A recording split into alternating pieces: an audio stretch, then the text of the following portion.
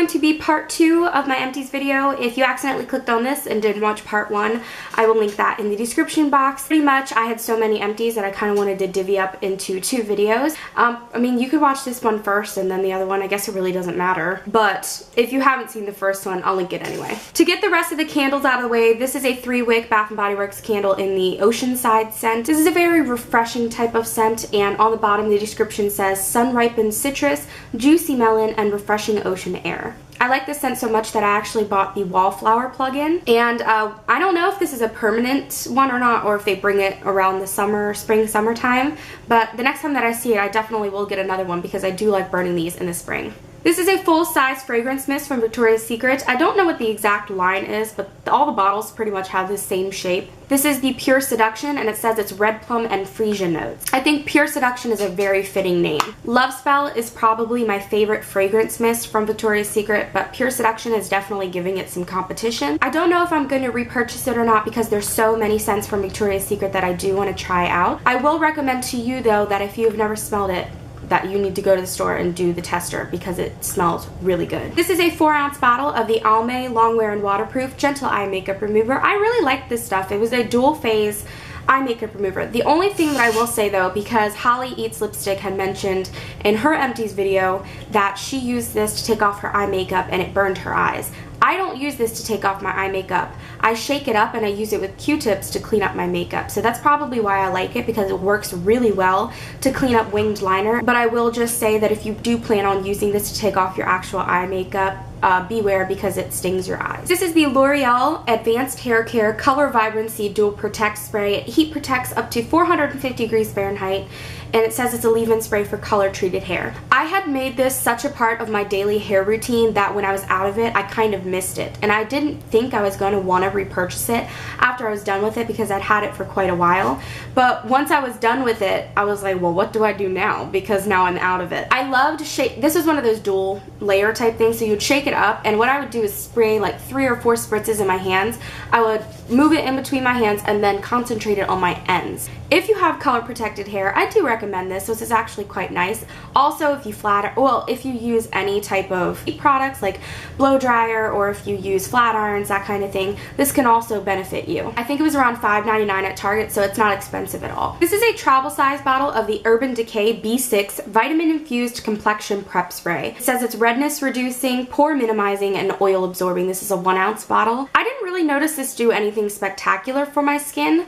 It's a prep spray, so what I did was spray 3 to 4 spritzes on my face before I started applying my makeup. I mean, I would use this before makeup application and my makeup went on the same as normal.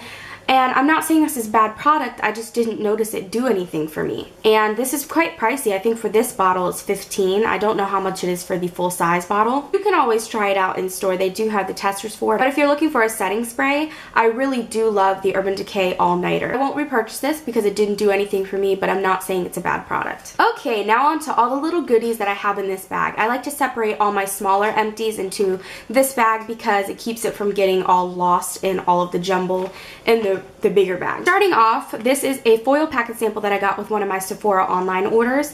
It's the Soap & Glory The Righteous Body Butter. It says a body moisturizing formula so virtuous you might swear you're wearing velvet, and I used this all up today. I don't really like opening up foil packets and then keeping them open. I just like using them all at one time, and considering I put it on my legs, I was able to use it all up. And I will say, feeling my legs now, it does feel extra smooth. I don't know how much the full price of this is, but I would definitely consider. Like I mentioned before, I absolutely love body butters, so I would consider getting this. I just already have so many lotions and stuff that I need to go through.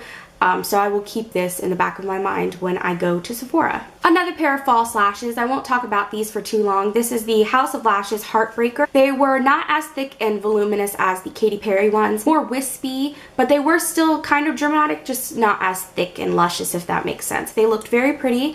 The only thing is that when I put them on, I stacked them with other lashes, and I actually used the House of Lashes adhesive. Stacked them up to create a more dramatic look for Halloween, and they ripped apart. I don't think think I'll get the Heartbreaker style again. There are other lashes that I saw on the House of Lashes website that I want to get over this one. Used up a sample of the Redken Color Extend conditioner. You just use this like a regular conditioner. I do recommend it if you have color treated hair. Just concentrate it towards the ends. It's a very thick conditioner, but I do recommend it nonetheless. I personally like the Redken All Soft, which is the gold bottle. I will not be repurchasing this anytime soon. This is the Maybelline Great Lash Clear Mascara. If you watched my videos, I used this for quite some time to set my brows. This just got so gunky and dirty. It was nice to set your brows. If you're on a budget and you're looking for something to set your brows, this will do the job. I just don't think it set them as well as the other ones that I've tried before, and I don't see myself repurchasing another clear mascara. Right now, to zip through all these little perfume samples, this is the Noir Tease little bottle. I actually already have a backup of this from another set that I got from Christmas, and I love this scent so much that I have 2 fragrance mist bottles. This is a little vial sample of the Victoria's Secret Love is Heavenly. I rarely come across a Victoria's Secret scent that I don't like. It's not enough for me to want to purchase the full size. I actually do have a little bottle of this. I don't like it enough to spend the money to get the full size of it. Now this perfume, I would consider getting the full size. This is another little vial, and this is the Victoria's Secret Bombshell Forever. So not to be confused with the regular Bombshell, this is the Bombshell Forever. There is a slight difference. It's hard to tell, but this smells really nice and just flirty. I would consider spending the money to get a full-size bottle of it. Ran out of 2 different lip balms. This is the Baby Lips in Quenched. This is my favorite. I think this is the second full-size one that I've gone through, and I do already have a backup of this. I always get the Quenched one just because it's clear and it's kind of like a no-brainer. You just put it on and it feels nice. Now this one I have a love-hate relationship with. This is the Chapstick Total Hydration 3-in-1 Lip Care, and this is in the scent Sweet Peach. This is a very thick formula and very soft too, meaning if you put it in your pocket and it gets too warm, when you go to apply it, it gets really goopy. That being said, it was very hydrating and moisturizing. Be very careful and don't apply too much pressure. Also, another tip if you plan on buying this, do not twist it up and put the cap on. Because it is so soft, it'll start getting like really nasty. The top of the bottle is just as big as the top of the tube. That means if you even twist it up a little bit and you don't twist it back down, it will create a big mess. Finished up a liquid liner. This is the L'Oreal Liner Intense Felt Tip Liquid Liner. This is probably one of my favorite drugstore liners that I've come across. It has a really nice flexible felt tip. This lasted for quite some time. I do liquid liner just all the time. You know, I say that as I'm not wearing liquid liner today, naturally. I wear liquid liner a lot with my looks, and this is normally the one that I go to. It's not a very long-lasting liquid liner, but if you plan on just using it on the daily, I would recommend it, and it's affordable. I also already have a backup of that liquid liner. Down to the nitty-gritty. I have 4 mascaras. I know that sounds obnoxious, but I have 4 that I've gone through. The first deluxe size sample is the Lancome Definicils. Honestly, when I first got this, I think I got this with a purchase at Macy's, I looked at the bristles and I was like, that doesn't look like it's gonna do anything for me. It was a really nice lengthening and separating mascara. I would consider getting the full size, but I know that Lancome mascaras can get pretty pricey. This is the Lancome Hypnose Star. I do already have a full size of this. This I love so much more than the Hypnose Doll Lashes. I don't know why. The Hypnose Doll Lashes just didn't do anything for me. This is such a weird brush that I didn't think this was going to do anything. It looks flat on one side, but then when you flip it over, it's like a triangle. I noticed that it lengthens and adds a lot of volume, which is probably why I like it so much. This mascara is different than all of the other ones that I've tried. This is the Tarte Gifted Amazonian Clay Smart Mascara. Basically, it gives you natural looking, soft to the touch lashes. I love the fact that these are natural bristles, but it's not a very flexible, moving type of wand. I think the full size of this is $20, but right now